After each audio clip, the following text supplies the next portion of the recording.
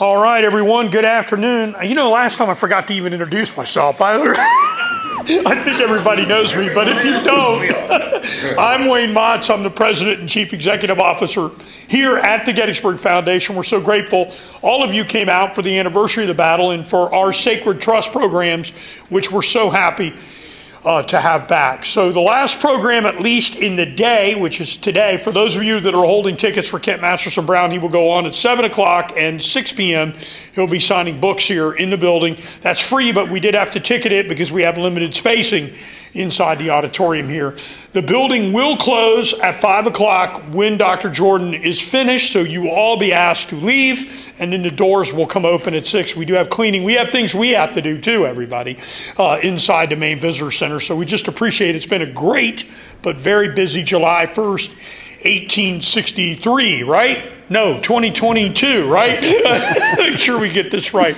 I don't need a piece of paper to introduce Dr. Jordan, but I'm going to use it anyway because I want to make sure that I've got this right. I knew Dr. Jordan when he was an intern for us over at the Adams County Historical Society. He's one of the top Civil War scholars working today. He had one of his books out of the 5 that he's authored or co-edited, ladies and gentlemen. Out of the 5 that he has, one of them was a finalist for the Pulitzer Prize, Marching Home, which is out here on the table he signed.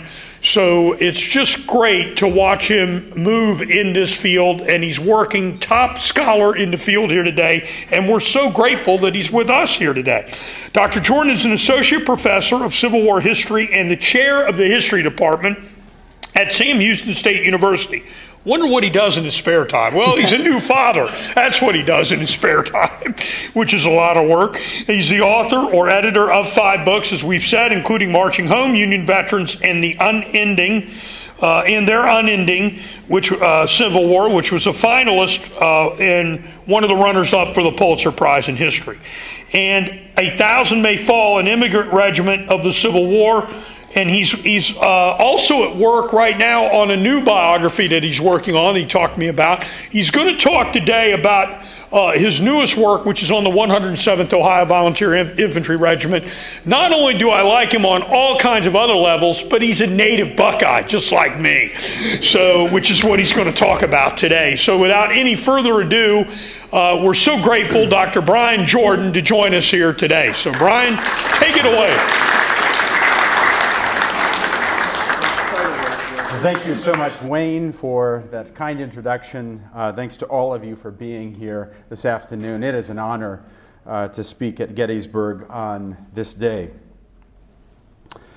From their position on the campus of the Adams County Almshouse, a trio of buildings that sat in a neat row along Gettysburg's northern edge, the Ohioans surveyed the wide, flat plain that extended between the Carlisle Road and the Harrisburg Pike. To the west, a sequence of sturdy ridges creased the ground, and an unfinished railroad trace gashed into the earth. Stone fences and stands of timber supplied the Union soldiers deployed there with a measure of protection. Units huddled behind fence rails beneath the crown of Oak Ridge in the fingers of McPherson's woods. But out here, north of town, there was no cover, no shelter, no refuge to be found.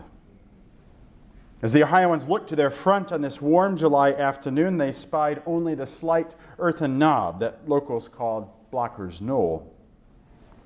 War makes a habit of promoting otherwise unremarkable ripples in the ground to sudden significance. And in that respect, this day would be no different. Atop the forlorn rise, a precocious young division commander, unlimbered 4 Napoleon guns, shook out a skirmish line and planted a tiny brigade, stretching the thin blue ribbon that coiled about Gettysburg just about as far as it would stretch. Shot and shell soon winged overhead, the first portent of enemy soldiers massing for an assault. After what seemed like a lifetime, the 107th Ohio Volunteer Infantry was knotted toward the knoll to brace the beleaguered Union line. They advanced with heavy steps and knotted throats, some inserting one last cheekful of tobacco. To be sure, such a daunting errand might have given any such troops pause. But it was a distinct dread that flooded the Ohioans, because exactly 2 months before, at the Battle of Chancellorsville, the men had been among the first troops crushed under the weight of Thomas Jonathan Jackson's flank attack, the daring maneuver that had delivered 26,000 rebels to a federal line derelict commanders had left dangling dangerously in the air. In mere minutes, Jackson's howling rebels added more than half of the regiment to the Civil War's ever-lengthening register of killed, wounded, missing, and captured. Now, on this first July afternoon of the war's third summer, once more deployed on the right flank of an overextended Union line, it seemed as though the past was repeating itself. The historian Leslie Gordon has observed that many Union soldiers ached for an unambiguous story of their wartime service, free of anything embarrassing, unmanly, or dishonorable.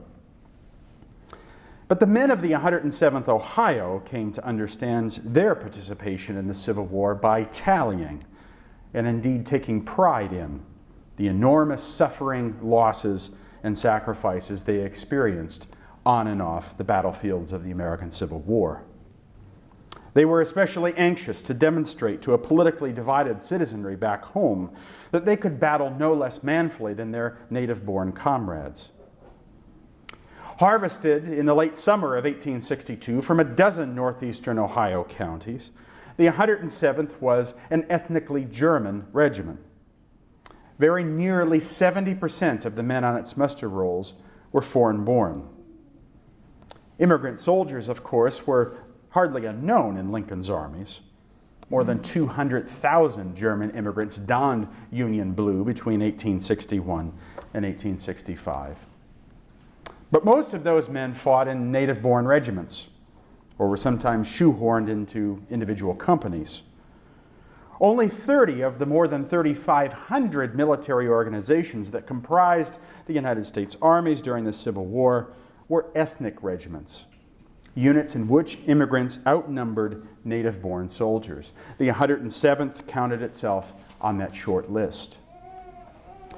But even as language, ethnicity, and popular perceptions of their fighting prowess set them apart, they still weathered the numbing human ordeal of the war in some ordinary ways. They were men betwixt and between, men who belonged but did not. They whipsawed between heartbreak and heroism, duty and dereliction, cynicism and conviction. With little fanfare, they shivered in squalls of snow at Brooks Station and flagged under the fevers of Folly Island in South Carolina. They swatted at gluttonous mosquitoes in camp and navigated treacherous roads on the march. They battled treasonous rebels at the front and then exchanged taunts with contemptuous civilians back home. They resisted with equal vigor both democratic defeatism and Republican radicalism. They knew the taste of victory, participating alongside the famous 54th Massachusetts in a rail-twisting raid that drove into the center of the Palmetto State in April of 1865. But more often than not, they felt the ache of defeat. At Chancellorsville, their strength was halved. 2 months later, here, of course, the experience to be repeated. When they returned north, they tended to the onerous errands of memory, to the agonies of the many chronically sick and wounded, disabled among them. Toggling between the war's extremes, the men of the 107th Ohio help us, I think, to complicate our understanding of Billy Yank. Recent historians have rendered two very different portraits of the Union common soldier. According to one body of scholars, Billy Yank was sure-footed and self-restrained, motivated by patriotism and a keen sense of what was at stake in the contest. The escalating demands of war paid him, in these accounts, remarkably little trouble. If anything, experiences under fire or in proximity to slavery only magnified his convictions. These histories have, I think, exaggerated his courage, pluck, and determination. But still another body of scholarship has foregrounded the Union soldiers' anguish, misery, and woe. In these accounts, natural, physical, and psychological deprivations of war serve to erode the youthful idealism that first inspired Yankee soldiers to enlist. On bloodstained battlefields in these accounts, these Union soldiers confront the stark divide between the glittering war they imagined and the horrific war they fought. Though both views have revealed some important truths about Civil War soldiers and their service, they have, I think, effaced the war's lived complexities, the extent to which the war was at once a tale of pride and pain, of courage and cowardice, of life and death, of loyalty and betrayal. In short, the men of the 107th Ohio helped to restore to view the murk and muck of life in camp and on the march, the demands of carrying on, standing guard, putting one foot in front of the other, the satisfaction of having suffered, sacrificed, and somehow survived. By recovering how a particular community of men navigated the mercurial face of war, regimental histories are ideal vessels for rendering a more complete, a more capacious, and ultimately a more inclusive narrative of our nation's deadliest conflict. They render legible that liminal space between lived realities and ennobling national narratives. They help us to see that spaces, places, and environments shaped soldiers' attitudes toward the war and their understanding of the combat. They help us to see that experiences between battles and behind the lines did as much, if not more, than combat to inform regimental identity. And they help us to understand that the trauma of a Civil War engagement, when it did come, rippled outwards in time and space to annex the lives of survivors, families, and their communities. For the 107th Ohio, the war began the summer before Gettysburg, the summer of 1862, when Ohio War Democrat Governor David Todd authorized the creation of the 5th German Regiment from the Buckeye State. A German Citizens Military Committee canvassed the state's northeastern counties for recruits. And among the 994 volunteers who answered the call were stonecutters and shoemakers, butchers and blacksmiths, carpenters and clockmakers, porters and peddlers, weavers and watchmakers. They tallied very many reasons for marching off to war, so many, in fact, that their motivations defy any neat categorization. Reports that the regiment would reinforce Franz Sigel, the revolutionary emigre turned Union general, acted like a charm and aroused great enthusiasm. 20 young men stole away from Zor, a communitarian society on the Tuscarawas River, persuaded that their pacifism was no longer plausible in a war about emancipation. Some yearned to follow in the martial footsteps of revered ancestors. Others wanted to continue the failed democratic revolutions of 1848. For still others, pecuniary inducements appealed more powerfully than patriotism. They first snapped to attention at Camp Cleveland, a bustling training complex sited on about 30 acres south of its namesake city. With fewer than 3 weeks of training under their belt plates and shoddy Austrian muskets on their shoulders, they set out on their first detail. Earlier that summer, a Confederate raid had looped to within 60 miles of Cincinnati. And though the immediate threat to the Queen City had passed, David Todd nodded his fresh recruits forward into the earthen works coiled about in northern Kentucky in an effort to reassure yet uneasy citizens in the southern part of his state. If the care with which 21-year-old 107th Ohio musician John Brunny described it is any indication, the regiment's first foray, its first march into Kentucky, proved a formative episode. At first, things moved forward, accompanied by song, Brunny explained. The temperatures rose then, and our haversacks grew heavy. But then our muscles became sore, thirst set in. Cursing officers struggled to keep the men in the ranks as they lost courage and collapsed along the side of the road. This first march invited the 107th Ohio to reconsider its naive optimism, to distinguish between cowardice and straggling. When it was further revealed that the unit had passed the entire day marching in circles and that their destination could have been reached in the space of an hour, too, the men came to question openly both the perspicacity of their leaders and the absurdities of war. A dread of inadequacy and a deep sense of self-consciousness would afflict the regiment throughout its history. Both became touchstones for the unit. The men were impatient for action and eager for an opportunity to finally prove their mettle in battle. Yet even a welcome transfer to the seat of the war's Eastern Theater in the Old Dominion in the fall of 1862 would not occasion a rendezvous with the enemy. For a porridge like muck plastered Virginia's roads and arrested the regiment's forward progress. With all the marching that we have done, we've not done anything toward ending this war, one footsore soldier lamented. Moored in place, the men of the 107th Ohio instead settled in for a long winter north of the Rappahannock River. Shivering in snow and ice as waves of dysentery and diarrhea and typhoid made deadly romps through the ranks, the winter encampment of 1862 to 63 proved a most formative experience for the regiment. Operational historians have long recognized that the months the Army of the Potomac spent moored on the Rappahannock amounted to a strategic pause, a prized period for troops to rest, restore forces, resupply.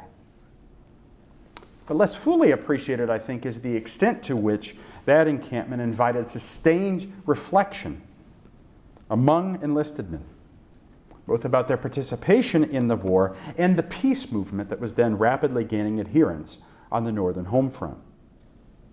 Indeed, the winter encampment of 62 to 63 neatly coincided with the ascendancy of the anti-war Copperhead Democrats, whose leading exponent, a Dayton congressman named Clement Laird Vallandigham, would deliver an anti-war, anti-abolition, anti-Lincoln tirade on the floor of the United States House of Representatives the very day the regiment trudged toward its new camp at Brooks Station. Throughout the North, many Republicans decried Democratic defeatism. But nowhere did the opposition to Copperheadism blaze with more righteous indignation than in those camps on the northern bank of the Rappahannock. From their winter huts, the men penned letters and ratified resolutions expressing their desire to see the war prosecuted through to a vigorous conclusion. If they don't want us to come down here and fight, one of the unit's enlisted men recommended, well, let them keep their mouths shut and not disturb us. I will leave my bones to bleach on the battlefields of the sunny South, he retorted, before I will say compromise or enough. All I ask, another of the Buckeyes insisted, is for those who know nothing of war and its ravages to hold their mouths and not discourage those who are risking their lives in an effort to restore a tottering government to its former position. Idealizing their suffering, their shivering, and their sacrifices, the 107th Ohio invited a contrast between their own martial masculinity and what they deemed the unmanly agitation of the stay-at-homes. Some of the men even expressed a desire to engage the Copperheads in open combat. In an intrepid editorial, one private proposed to send some of our weather-beaten soldiers home, armed with a gun and a bayonet and 60 rounds of cartridges. Christian von Gunden, who shouldered a rifle in Company I of the 107th, agreed to forego a much-anticipated furlough if and when he was issued orders to go home and confront the Copperheads. Halfway business is about played out, Christian Schreiner explained. It would indeed be a deplorable thing if civil war should break out in the North, but if it cannot be avoided in any other way than by yielding to the Copperheads and the Mudsill rebels, I say, let it come. Now, scholars have rightfully lauded the administrative, dietary, and hygienic reforms championed by Major General Joseph Hooker for their role in reviving the morale of Union regiments on the eve of the Chancellorsville campaign. But no less significant, I think, were these months of restless immobility spent in camp, which supplied men with plenty of time to reflect on the anti-war opposition back home. By clarifying what exactly was at stake in the war, by forcing them to measure the distance, both physical and metaphorical, between the home front and the battlefield. Copperheadism promoted an ironic sort of unity among the rank and file. The more the Copperheads rave, Christian Schreiner continued, the more determined the men in our army get. That renewed strength and unity, however, would be sharply tested when the Army of the Potomac stole through the tangled scrub of a second-growth Virginia forest and engaged Robert E. Lee's troops at Chancellorsville the first 3 days of May, 1863. For its part, the 107th Ohio shook out into a line of battle at the Tally Farm along the Orange Plank Road, anchoring the extreme right of a Federal line that dangled dangerously in the air. Throughout the morning of May the 2nd, 1863, reports about an ominous buildup of enemy troops on that right flank of the Union Army proliferated at headquarters. But these warnings were repeatedly waved away. As dusk approached, the general apprehension that had for hours rippled through the regiment finally began to subside. Then came disaster. The sole omen of Thomas Jackson's flank attack was a lone artillery shell that came hurtling into the Union camps at about 5 p.m. 20 minutes later, with the crushing power of an avalanche, in the metaphor used by one of the 107th's enlisted men, Confederate brigades arrayed neatly on both sides of the turnpike, Robert Rhodes's division in the lead, tore into the unsuspecting flank. Hearing the wild shrieks and demonic yells of the whiskey-baited rebels, it seemed to one first lieutenant in Company D as though the populations of the lower regions had been turned loose to devour our men upon the very spot. The initial shock of the bewildering attack quickly yielded to chaos as the Union troops scrambled for the rear. The Ohioans scampered into their second line of entrenchments. According to the 107th Jacob Smith, the battle now assumed the appearance and the character of a massacre. The bullets, Christian Riker marveled, just whistled by my head like a real hailstorm. The men squeezed their triggers and stood as long as a stand could be made before falling back in full retreat. If we'd remained just 5 minutes longer, insisted a soldier from Connecticut who fought in the 107th Brigade, we all should have been killed or taken prisoner. As it was, the rebels inflicted staggering losses. They killed, wounded, or bagged as Libby-bound prisoners some 220 of the 107th's personnel. No less vexing than the physical losses and injuries were the psychological consequences of Chancellorsville. Almost immediately after the battle, Godfrey Capel of Company I began to manifest symptoms of what he called nervous fever, an ailment that soon became an epidemic in the regiment. He is unaware of what is happening, Christian Riker reported in late May. Often he wants to leave, and when one asks him to where, he says to his home in Zor. Only weeks after the battle, Sergeant Charles Weimer was reduced to the ranks, being incapacitated by insanity. First Lieutenant Hamilton Starkweather resigned his commission on the spot, citing the perilous condition of his company and his feeble state of health. More than a few were unable to sustain after Chancellorsville their enlistment idealism. If we are asked what was gained by our brave loss of men, regimental musician John Rodell insisted plainly, my answer is no gain at all. Though the collapse of the 11th Corps line at Chancellorsville in no way preordained the Federal Army's crushing defeat at Chancellorsville, Northern newspapers effortlessly seized upon this stampede, their word, as the devastating battle's decisive moment, cleverly effacing the failure of native-born leadership that had provoked the crisis in the first place. Threats, entreaties, and orders of commanders were of no avail, the daily national intelligencer seethed from Washington, D.C. Thousands of these cowards threw down their guns and streamed down the road toward headquarters. Many of the members of Hooker's staff with pistols and sabers, vainly endeavoring to stay the flight. For weeks, these false-hearted allegations, embroidered with an ugly nativism, annexed Northern newspaper columns. The Northern press, one perceptive observer commented, was anxious to lay blame for the defeat at Chancellorsville at the door of some despised foreigners. Only months after indicting the Copperheads for their cowardly misdeeds then, the 107th Ohio found itself in this surreal position of responding to allegations of cowardice heaped upon their own. In answering these charges, the men further organized their ideas about service and loyalty. They clarified the nature of their commitment to the war effort.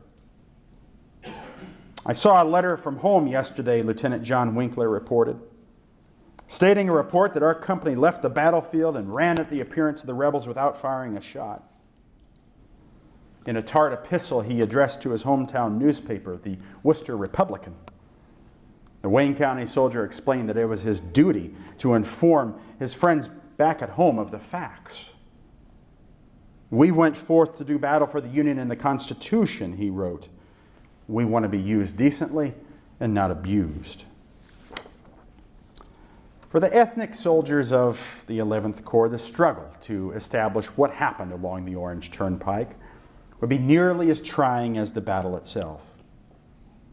But in this fight, they would enlist the support of the larger German-American community. From Manhattan to Cleveland, mass meetings assembled to rebuke the calumniators, to hurl their slanders back into the teeth of their fabricators. At the Cooper Institute in New York, Friedrich Kopp, an ethnically German refugee who had penned several stirring accounts of Hessian contributions to the American Revolution, leveraged his authority as a historian to denounce the defamation of the 11th Corps as dangerous to the Union cause.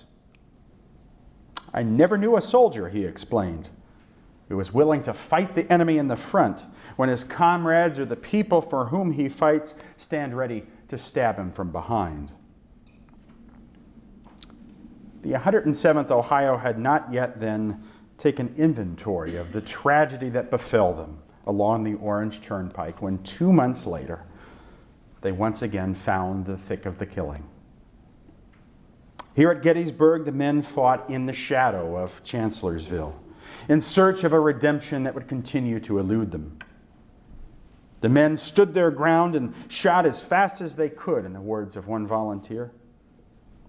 One Stark County soldier managed to squeeze off 3 rounds before a shell knocked his musket from his hands and broke it all to pieces.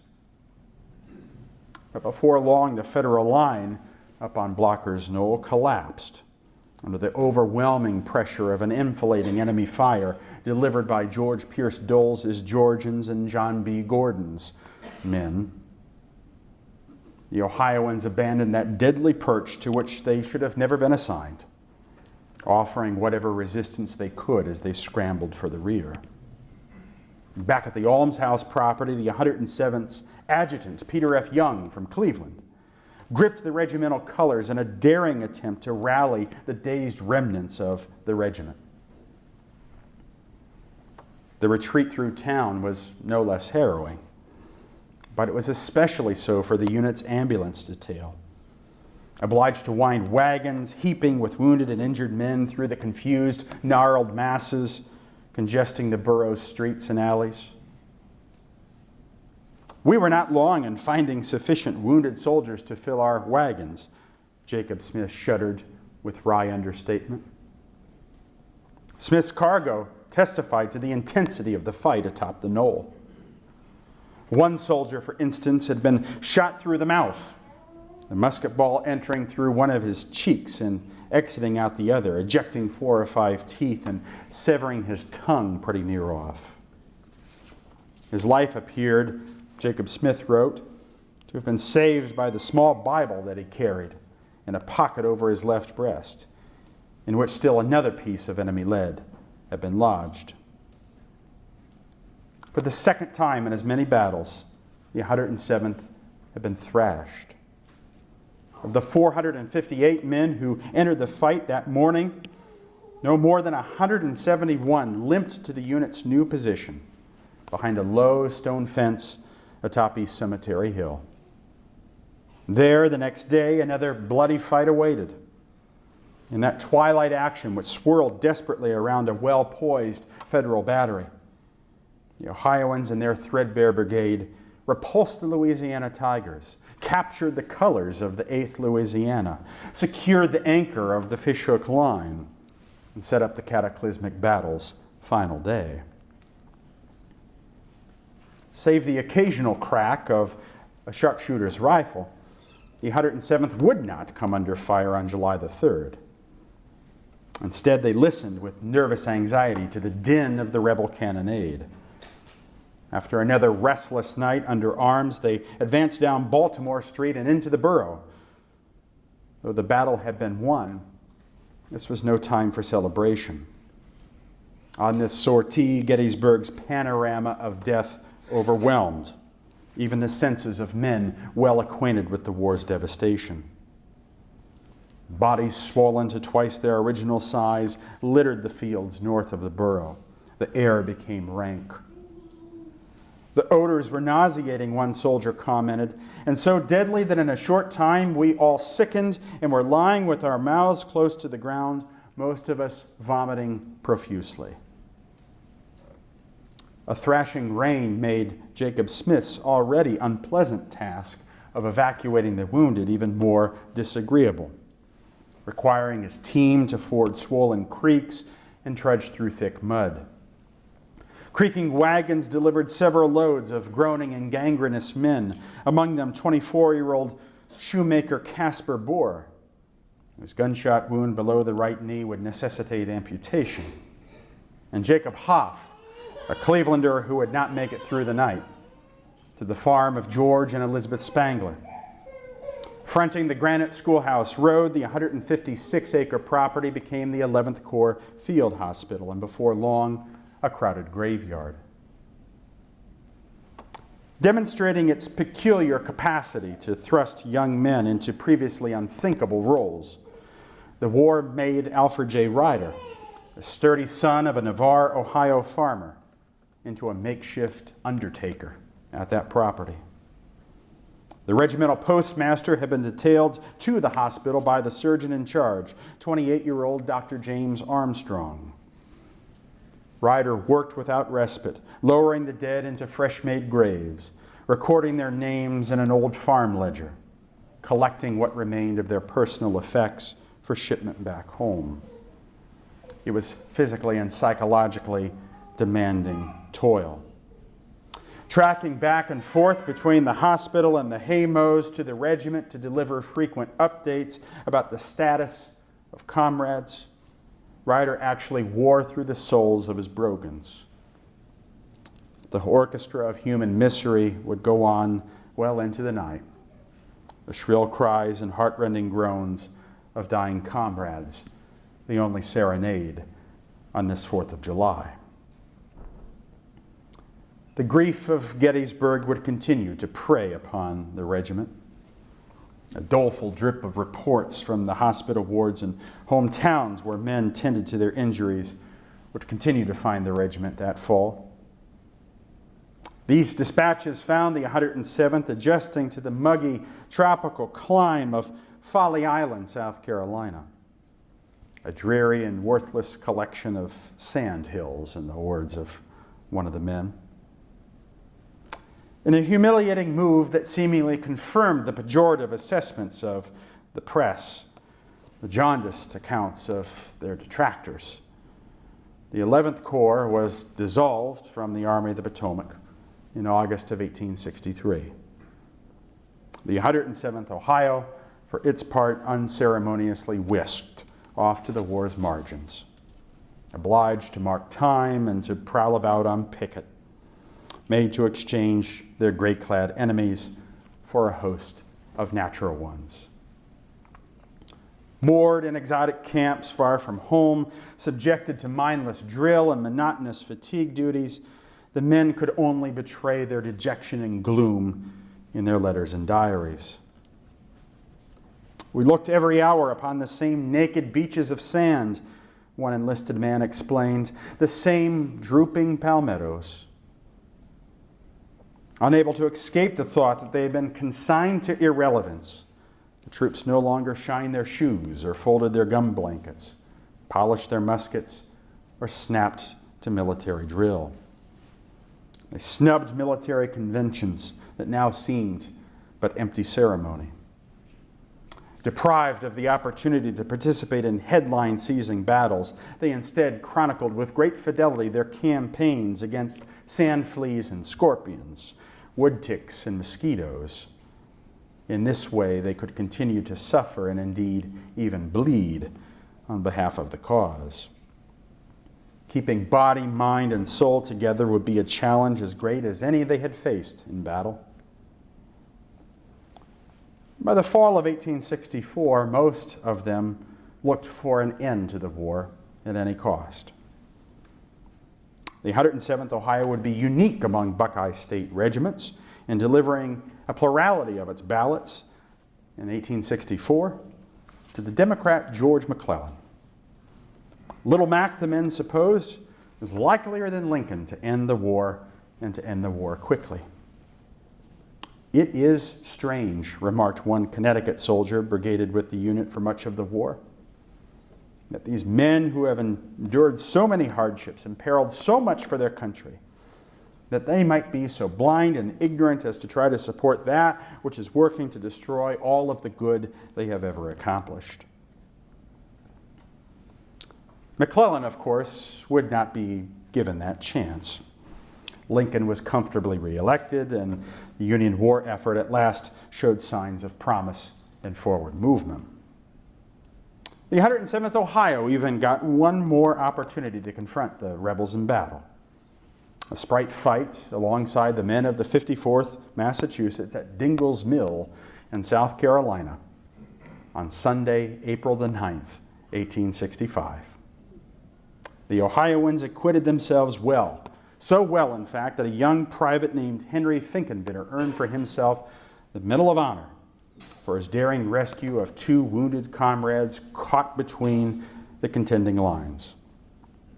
But as luck would have it, of course, for this regiment that believed it had a monopoly on misfortune, Dingle's Mill would be easily eclipsed by the news that very day out of Virginia. At the very moment the Ohioans squeezed their triggers along Turkey Creek, Robert E. Lee accepted his fate and waited for Ulysses S. Grant to meet him in Wilmer McLean's front parlor. After chasing the rebels through the heart of the Palmetto State in a lucrative 17-day rail-twisting raid that was punctuated by no fewer than 4 engagements, the 107th spent the last weeks of its service occupying shell-pocked Charleston. There they finally received, in July, their coveted discharge papers, having packed a lifetime into 2 years and 10 months. But the peace that followed would be as complicated as the war itself, inviting penury, renewed prejudice, and protracted battles, both with the Pension Bureau and with a host of ailments. chronic diarrhea, fever, chills, gangrene, consumption, liver trouble, deafness, blindness, shortness of breath, fluttering of the heart, nervousness, insanity, and alcoholism. Ugly wounds prevented Frank Rothermel from ever again opening his mouth more than 1/3 of an inch. Theobald Hasman from raising his hands above his head. Peter Scheib from extending his arm.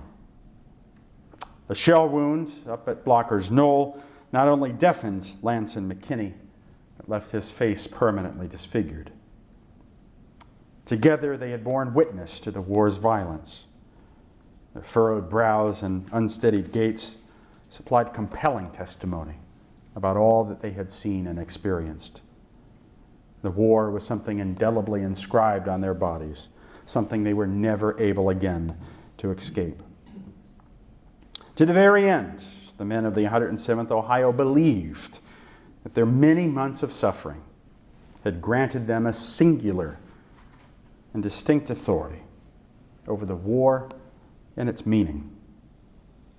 During the conflict itself, they had asserted that authority by resisting numbing fatigue duties and registering their distaste for discipline.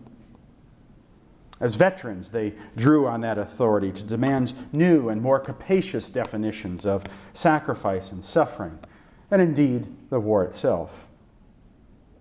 Much more than extraordinary deeds, they reminded, Union victory demanded everyday metal of the sort they had put on display in disease-choked camps and overcrowded hospital wards, on protracted marches, and on remote picket lines, as men impatiently marked time and suffocated from self-doubt.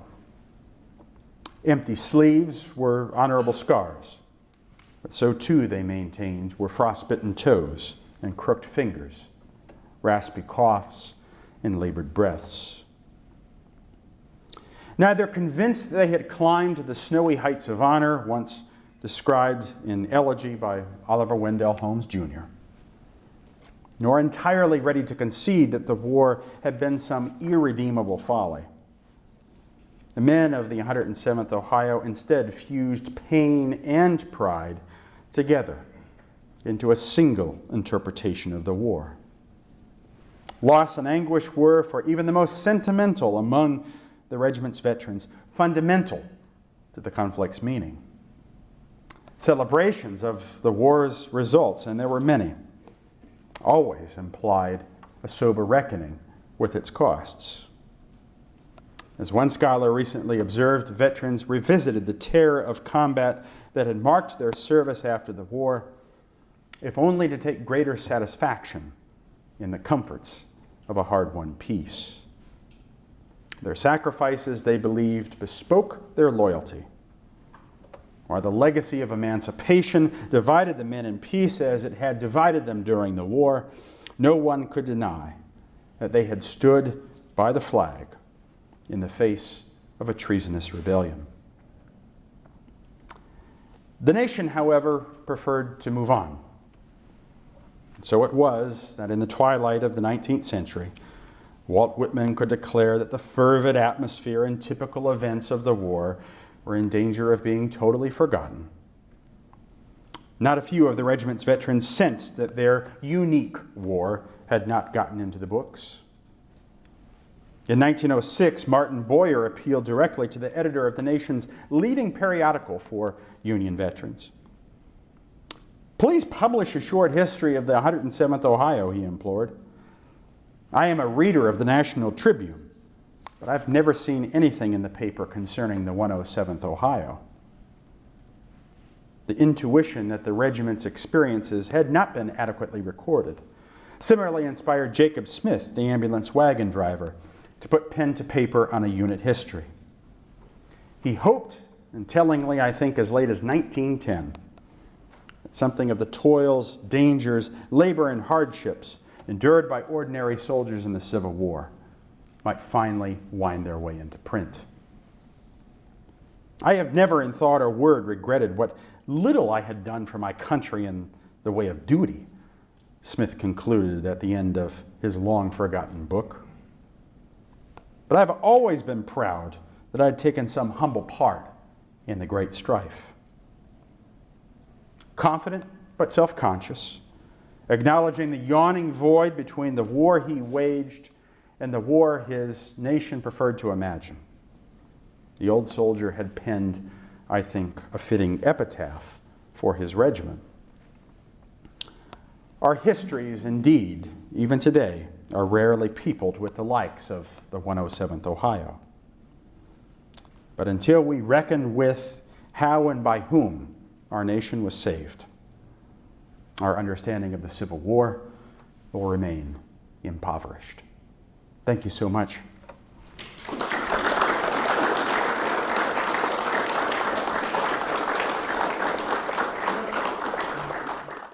All right, well, we want to thank Dr. Jordan for coming to see us. Thank you so much for the presentation here this afternoon. For those of you that have tickets for Kent Masterson Brown, he will go on at 7 o'clock. Doors open here at 6 o'clock, and he will be in the corner of the bookstore, not in this room, in the auditorium. It's going to be in the auditorium, or in the theater, I should say.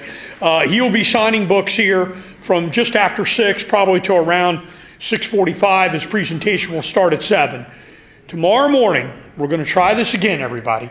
We're going to try to go back into the tent tomorrow morning, 9:30 a.m. with Jeffrey Wirt in his new book on the Battle of Spotsylvania. It just came out last week. This is the first place he will be talking about that book with the book here at the Gettysburg Foundation. It's a 20-hour struggle at the Battle of the Mule Shoe at Spotsylvania. So that we're going to try back out in the tent at 9:30, and we're going to stay there unless the weather drives us out, which it may very well do, and then we'll be back here in this room. We want to thank everybody for your attendance, your enthusiasm, your support. We want to thank all the speakers, and also your support of the Gettysburg Foundation and the National Park Service for everything we do here.